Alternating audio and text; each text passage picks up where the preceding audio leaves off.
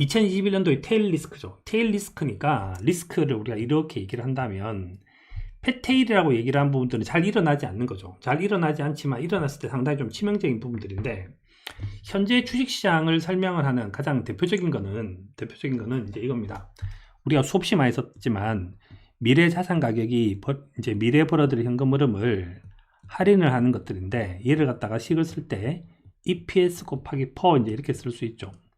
그럼 2020년도에 주식시장의 상승은 도대체 뭘로 다 설명할 수 있냐 하면 R이 낮았고 퍼가 높았다 이렇게 설명을 할 수 있겠죠. R이 낮았던 이유는 뭔지 하면 퀀터티브 이징에서 양적 완화를 했기 때문이다. 그래서 양적 완화를 하고 페더럴 펀드 레이스를 떨어뜨렸기 때문에 요구 수익률이 떨어졌고, 요구 수익률이 떨어져서 퍼가 올라서 주가가 올랐다.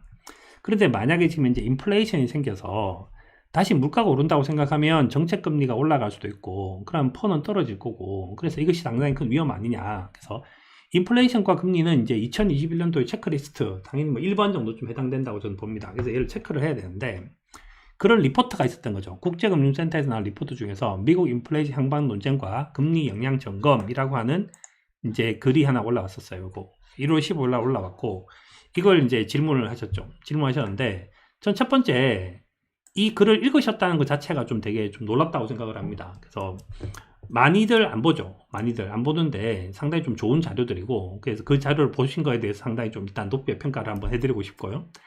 그 다음에 이제 국채금리 뭐 10년물의 변동 요인은 연준의 DKW 모형을 가지고 분석한 것이 있어서 질문드립니다. 뭐 있고, 이제 그 어떻게 생각하냐 이렇게 이제 쓰신 건데, 일단 우리가 이제 이런 리포트가 나오기 전에, 그러니까 국제금융센터에서 이런 리포트가 나오든지 안 나오든지 이건 우리가 이제 당연히 알고 있어야 되는 거죠. 당연히 알고 있어야 되는데, 워렌 버핏 할아버지가 쓰신 글입니다. 2008년도 금융위기에 대해 썼는데, 내가 지금까지 44년을 투자했는데 2008년도가 그 중에 가장 최악이었고, 연속적으로 생존을 위협받는 문제에 많은 전세 금융기관들이 처하게 돼서 신용위기가 홈과 스탁 프라이스, 부동산과 주식 가격을 떨어뜨려서 우리 정부가 나섰다. 공포가 시장을 얼어붙게 만들고 그것이 다시 공포를 키웠다.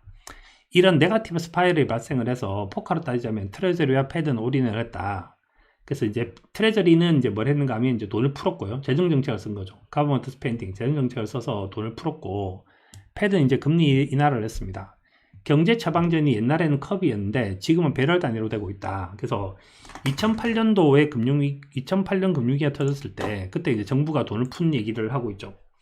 근데 뭐 지금은 그때보다 더 이제 커졌으니까 레벨이 좀 달라졌죠.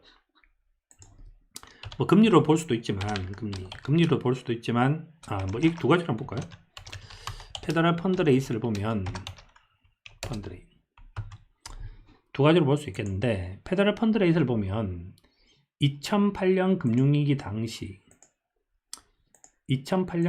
당시에 비해서 금리를 떨어뜨렸는데, 금리를 제로금리까지 떨어뜨렸는데 시간이 좀 많이 걸렸습니다. 그래서 뭐 굳이 따지자면 2007년도부터 시작해서 떨어뜨려서 2008년도 말까지 떨어뜨렸으니까 꽤 기간이 많이 걸렸고, 이번 코로나는 뭐 이제 바로 그냥 즉각적으로 내렸으니까 금리를 떨어뜨렸던 속도로 보자라고 하면 이번 위기가 훨씬 더 가팔랐다 이렇게 볼 수 있겠죠.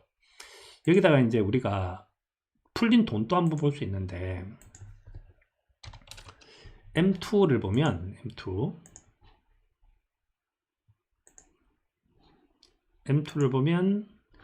M2는 증가량으로 한번 볼게요. 증가량을 보면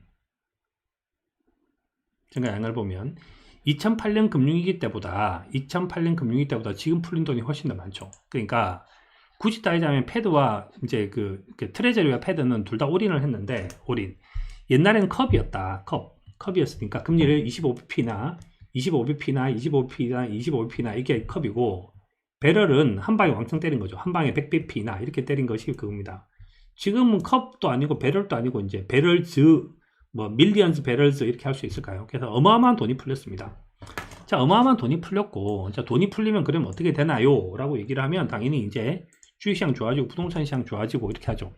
그런데 거기에 뭐라 써놨는가 하면, 그런데 뭔 일이 벌어진가 하면, 무슨 일이 벌어질 거냐 하면 anyone guess, 누구나 다 판단할 수 있겠지만 물가 올라온 데이 이런 얘기를 한 거죠. 그래서 결국은 돈이 풀렸으니까 디플레이션 위협에서 벗어나기 위해서 물가가 떨어지니까 돈을 풀어서 물가를 갖다 인위적으로 올린 겁니다.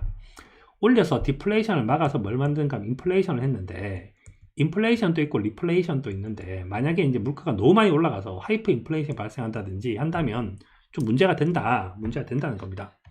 문제가 되고, 라이로왔나 좋든 싫든 월가에 살든 메인 스트리트에 살든 우리나라처럼 저기 미국이 아닌 사이드 스트리트에 살든 We are all in the same boat. 우리는 전부 다 한 배를 타고 있는데, 뭐 5월 동주 이런 얘기죠. 한 배를 타고 있다. 여하튼지 물가는 올라온다. 자, 근데 이제 일단은 질문하신 것이 이제 모형에 대한 얘기니까 모형에 대해서 어떻게 생각하십니까? 별로 모형 안 중요하다고 생각을 해요. 안 중요하다. 왜 안 중요한가 하면 이 모형이 이제 뭐 무슨 DKW 모형이라고 얘기를 하는 모형이 2018년도에 나왔는데, 식은 이겁니다. 뭐 노미널 릴드는 뭐 이렇게 구성되어 있다. 그런데 우리가 이제 모형을 되게 좋아하는데, 모형이 제가 쓰는 이 모형 자체는 굉장히 심플한 모형에 가까워요. 심플한 모형에 가까운데, 얘를 한 번 분해하고 두 번 분해하고 세 번 정도쯤 분해하기 시작하면 식이 좀 복잡해질 수 있습니다. 복잡해질 수 있다는 말은 뭔가 하면 EPS를 세일즈 곱하기 뭐 이렇게 해서 분해를 하는 것도 되게 복잡해지고, 여기도 이제 분해를 하면 좀 복잡해지는데, 왜 제가 이제 이 말씀을 이제 드리려고 하는가 하면 좀 되게 심플하게 팍 이제 두부 자르듯이 한번 좀 강하게 잘라보면 여기 있어요. FRB 의장이 누가 될 거냐. 그래서 첫 번째 제롬 파월이 FRB 의장의 후보에 올라왔었고, 그 다음에 옐런도 이제 다시 옐런이 한 번 더 해야 된다는 의견이 올라왔고, 요 한 명이 더 있잖아요. 이 한 명 더 있는 사람 이름이 뭔가 하면 존 테일러라는 사람이에요. 그래서 이제 나중에는 결국은 이제 옐런이 낙마했으니까 이제 두 명 중에 한 명이 붙었습니다. 그래서 테일러가 될까 파월이 될까. 테일러가 만약에 했다, 만약에 지금 현재 FRB 의장이 테일러다 그러면 우리는 상당히 좀 복잡한 수식을 봤을 겁니다. 왜냐하면 이것이 통화정책에 대한 준칙 중에서 존 테일러가 만든 식이 얘예요. 얘. 그래서 이제 써놓은 거 복잡한 거 보이시죠? 이게 보면 뭐가 있는가 하면 명목금리는 뭐를 해야 되는가에 대해서 적어 놓은 거예요. 그래서 금리를 정할 때 그 실질금리 더하기 인플레이션 더하기 이렇게 이제 적어라라는 겁니다. 적어라라는 건데, 지금 만약에 우리가 이제 테일러가 이제 FRB 의장이다 그러면 이제 당연히 이 수식도 공부해야 되고 DKW 모형도 공부해야 될지 모르겠어요. 그런데 지금 현재는 이런 거 별로 안 중요하다. 이렇게 모형 안 중요하다는 파가 이제 이 두 사람입니다. 중요하지 않다. 이 둘은 뭘 보는가 하면 투자를 하는 데 있어서 디테일에 강하다라는 것보다는 훨씬 더 빅픽처에 강하다. 이렇게 이제 볼 수 있을 것 같습니다. 볼 수 있을 것 같은데, 자, 이분은 지금 현재 그 미국의 재무부 장관이 되셨고, 미국 FRB 의장이 돼서 바이든이랑 이렇게 이제 삼각편대를 구성을 하고 있는데, 지금 이제 보시는 것처럼 이런 거예요. 물가가 어떻게 될 것인가에 대한 얘기를 하고, 어떻게 될 것인가. 그래서 유가가 이제 문제가 돼서, 앞으로 유가가 이렇게 올라왔으니까 이제 앞으로 물가가 올라올 거다라는 것들도 있고, 그 다음 달러 인덱스가 움직였으니까 달러 인덱스 때문에 물가가 어떻게 될 것이다 이런 의견들도 있고, 뭐 이런 몇 가지 얘기들이 있는데 첫 번째 위의 얘기부터 이제 먼저 하면, 위의 얘기부터 옐런이 뭘 바라보는 사람인가는 생각을 한번 해봐야 되는데, 요거는 2014년 2015년도의 글입니다. 옐런이 어떤 얘기를 하는가 하면 슬랙 인 레이버 마켓이라고 하는 것들을 했었어요. 그래서 이제 그때가 언제였는가 이때였는데 2014년 2015년도였는데, 그때로 다시 한번 돌아가서 한번 우리가 가늠을 한번 해볼 수가 있겠죠. 가늠을 한번 해볼 수가 있는데, 자, 이거 이제 그 통화지표는 이제 없애고, 그 당시에 지금 이제 물가를 가지고 금리를 올리니 많이 하니까 10이어 BI 지수가 있죠. 10이어 BI 지수를 보니까 2014년과 2015년도에 미국이 금리를 떨어뜨리고 2008년 금융위기 때 금리를 떨어뜨렸고, 그러한 다음에 이제 물가가 다시 올라서기 시작해서 물가가 2014년, 2015년 어디 갔는가 하면 2% 위에 갔죠. 이거 보입니까? 이거 2% 위에 가 있는 거? 현재 상태랑 비슷하죠. 2% 위에가 있는 상태가 발생했는데 그때 금리를 올렸다 안 올렸다? 보시다시피 올리지 않았어요. 그래서 2015년 말에 이제 금리를 올렸는데, 그때 옐런한테 물어봤을 거 아닙니까? 옐런 FRB 의장님, 지금 현재 미국의 물가가 올라가고 있는데 금리를 왜 안 올리십니까? 그때 했던 코멘트가 DKW 모형이니 그래서 이제 그 테일러 준칙이니 테일러 프린시플이니 이런 거 쓰지를 않고 뭐라 그랬는가 하면 레이버 마켓에 슬랙이 있다는 단어를 썼어요. 레이버 마켓에 슬랙이 있다는 단어를 썼는데 이번에도 똑같은 단어를 현재 쓰고 있습니다. 어떤 단어를 쓰고 있는가 하면 여전히 현재 상태도 뭐가 있는가 하면 어디 나왔는데 여기 있죠. 상당한 슬랙을 감안을 하면 물가가 올라갈 위험은 낮다는 시각이 우세하다. 그러니까 물가 안 오른다. 왜? 슬랙이 존재를 하니까 금리를 올리지도 않을 거다. 이 얘기를 했는데 왜 그런가? 이제 이거는 좀 기억을 한번 해보실 만한데 자, 좀 전에 지금 질문하신 것 중에서 어떤 질문이 있었는가 하면 유가 올라갔잖아요. 그러니까 작년도 이맘때는 국제유가가 마이너스였는데 지금 국제유가가 올랐으니까 올라가지 않을까요? 뭐 이런 얘기가 있는 거예요. 자, 이 중에서 생산자 물가라는 물가가 있고 소비자 물가라는 물가가 있습니다. 자, 임금이 10% 올랐을 때, 공공요금이 10% 올랐을 때, 환율이 10% 올랐을 때, 원유 가격이 10% 올랐을 때 영향을 제일 많이 주는 건 뭘까요?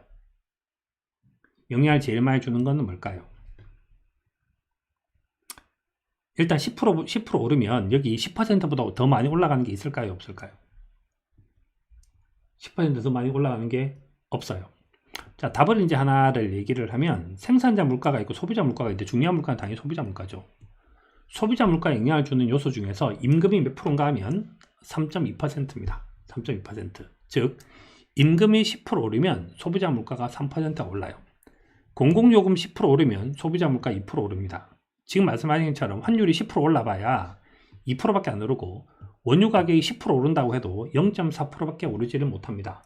왜냐하면 대부분의 기업들은 원유 가격이 올랐다고 해서 그것을 인플레이션 증가시킬 수 없기 때문이에요. 여하튼 이게 제일 중요하죠. 이게 제일 중요한데 결국은 임금입니다. 결국은 임금. 자, 그러면 FRB 의장이었던 당시에 이제 옐런이 볼 때 뭐가 문제였는가 하면 임금이 오르지 않다는 거. 임금이 오르지 않는다. 임금이 오르지 않는 걸 당신은 도대체 뭘 보고 판단합니까? 실업률을 봐라 이거죠. 실업률을 봐라. 지금 실업률을 보면 2008년 금융위기가 있고 2015년도가 있었는데 너무 길다.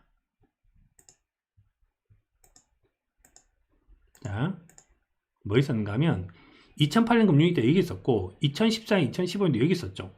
이때도 FRB 의장은 뭐라 그랬는가 하면 이 금리 수준이 이 실업률이 직전의 최저점 수준까지 떨어져야지 결국 이때쯤 됐을 때 뭘 했는가 하면 금리를 올렸어요. 자, 그럼 현재 상태가 실업률이 몇 %인가 하면 여전히 실업률이 6.7% 가까이 되죠. 그럼 이게 어느 정도쯤 떨어져야지 금리를 올릴 건가 하면 3.5%까지 떨어져야 될 거라는 겁니다. 그 말은 뭔 뜻인가 하면 당신들이 볼 때 무슨 지표를 보는지는 모르겠으나 이제 이거는 이제 그 옐런의 얘기예요. 지금 이제 물가가 올라가는 데 있어서 나는 모형 같은 거 안 쓰고 나 직관적으로 빅픽처를 딱 그림을 그리는데 빅픽처로 그림을 딱 그렸을 때 결국은 제일 중요한 부분들은 뭔가 하면 중요한 부분 노동시장이 개선이 돼야 되는 거다. 노동시장이 개선이 돼야 되는데 현재 상태로 봤을 때 실업률을 딱 봤을 때 나는 실업률이 해야지 물가가 올라가는데 실업 상태를 봤을 때는 지금 물가가 올라갈 개연성이 없다. 이게 이제 이 사람의 답이에요. 물가가 올라갈 확률이 있다. 자, 그런데 우리는 뭐뭐는 봐야 될 필요가 있냐 하면 이제 이 지표를 딱 봤을 때 우리가 봐야 될 부분들 중에서 첫 번째는 그 확률은 거의 없다. 두 번째는 물가가 올라간다라고 생각하는 사람들도 되게 많은데 일단 돈이 풀지 않느냐. 그 다음에 블루 웨이브 이래서 재정정책 쓰니까 하지 않겠냐. 이것도 뒤에 한번 바이든 정부에 대한 얘기하면서 할 거고요. 연준이 이제 이런 것들 도입을 했으니까 뭐뭐뭐 하다. 그래서 금리 영향, 모형은 보실 필요 없고 여기서 봐야 될 부분들은 뭐뭐를 봐야 되는가 하면 봐야 될 부분들이 시장에서 생각을 하는 것들 중에서 그 슬랙이 존재하지만 펜트업 디맨드가 일어날 수 있는 확률이 있다. 근데 이거는 일시적인 현상에 그칠 확률이 있어서 요것 때문에 저는 평균 물가제를 쓰지 않았을까라는 생각이 들어요. 자, 두 번째는 돈이 풀렸기 때문에 일어나는데 그 확률은 그렇게 높지 않은 거고 두 번째 얘기를 했던 부분들은 뭔가 하면 적자 재정 확대가 지금 계속 일어나고 있어서 그게 있다. 요거는 좀 다르게 저는 해석을 합니다. 해석은. 세 번째는 이제 인플레이션 오버슈팅을 허용하기로 했다. 저는 요게 좀 제일 재밌는 것 같아요. 인구가 고령화됐고 탈세계화를 하고 있으니까 지금 현재는 그 실업률이 높아 보이지만 노동자들의 협상력이 높아지면 필립스 곡선에서 문제가 생겨서 장기전은 오를 수 있다. 저는 글은 진짜 좋은 글이라고 생각했어요. 자, 요건데 얘인데 일단 기본적으로 우리나라 사람들이 이제 월급을 받는 것에 비해서 미국은 대부분 이제 주급을 받거나 시급 정도쯤을 받죠. 시급을 받는데 이게 2008년 금융위 때랑 지금 달라진 부분들이라고 저는 생각을 해요. 이렇게 달라진 부분들. 자, 그때랑 다시 돌려서 한번 보면 예전에는 이렇게 이제 실업률이 좀 더 길게 한번 볼까요? 자, 여기 길게 보면 좀 더 재밌어져요. 자, 우리가 이제 그 임금 협상 같은 걸 하지 않습니까? 임금 협상을 하는데 이제 이게 자료가 더 긴 자료가 있을 텐데 이 average hourly earning 그러니까 이제 임금 증가율이 여기 보면 이제 뭐 이렇게 임금 증가율이 6% 7% 이렇게 되는 거 보이죠? 근데 그 이후에 이제 금융위기 끝나고 난 다음에 실업률이 쭉 떨어지기 시작하면 노동자를 구하기 힘드니까 시급이 올라가야 돼요. 근데 2014년, 2015년도 시급이 전혀 오르지 않았어요. 이걸 되게 이제 못되게 말하면 뭔 뜻인가 하면 쿠팡이 돈을 벌어도 쿠팡 직원들한테 월급 주지 않는다는 뜻이고 제프 베조스가 아무리 부자가 돼도 그 아마존 직원들한테 월급 주지 않는다는 뜻입니다. 월급 주지 않는다는 뜻이고 근데 이 임금 상승률이 겨우 몇 프로 정도 됐는가 하면 임금 상승률이 몇 프로 좀 됐는가 하면 3%가 되지를 못했어요. 이 임금 상승률이 3%라고 생각을 한다면 이게 3%라고 생각을 하면 여기서 움직일 수 있는 건 1%밖에 되잖아요. 그러니까 소비자 물가가 별로 움직일 룸이 없었다는 거죠. 없었다. 근데 최근 자료는 되게 제일 재밌는데 뭐가 재밌는가 하면 임금 상승률이 상당히 높아져 가고 있죠. 이거는 현재 상태가 탈세계화 같은 것들이 일어난다면 그리고 현재처럼 전 세계가 인구가 특히 선진국이 고령화된다라고 생각을 한다면 노동력이 줄어들고 중국을 대체할 나라가 없다면 그러면 사실 여기서 문제가 터질 수 있다는 거는 저는 되게 좀 생각해 보지 못했던 부분들인데 이건 좀 되게 중요했던 부분인 것 같아요. 자, 여하튼지 제가 말씀드리려고 하는 부분들은 모형 같은 거는 이제 그렇게 신경 쓸 필요가 없는데 우리가 투자를 하는 데 있어서 우리가 반드시 알아야 되는 것은 뭔가 하면 돈이 풀리면 물가가 오른다는 사실과 물가가 올랐을 때 중요한 부분들은 임금이라는 사실과 이 임금이 오른다고 생각을 할 때 자산 가격에 분모에 어떤 영향을 미칠 것인가를 되게 주의 깊게 봐야 될 필요가 존재한다. 그것까지 일단 생각하시면 될 것 같아요.